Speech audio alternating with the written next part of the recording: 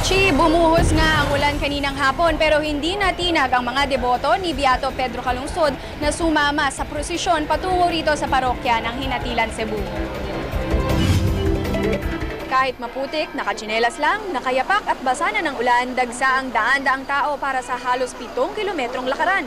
Bata man o matanda sumama sa 3 oras na lakaran para sa foot trail o prosesyon. Sakripisyo lang raw ang mabasa ng ulan at marumihan ng mga paa. Ay, okay na.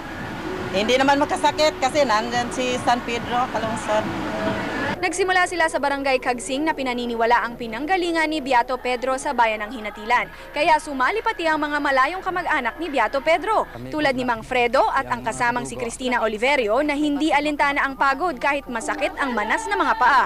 Kami po nga, yung mga kadugo, tabangan mo nga. Pagkami nga yung panglawas ba? Yun nga. May ari may kay gusto gyud nga mo malalang po sa mga kaliwat-riwa, mga kadugo na mo.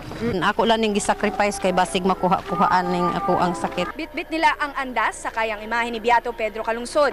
Kumalembang ang kampana ng parokya ng Hinatilan nang dumating doon ang mga deboto at nag-alay sa kanya ng isang dasal.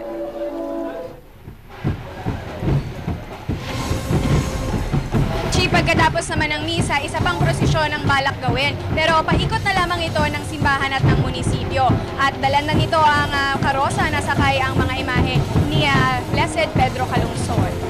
Chi?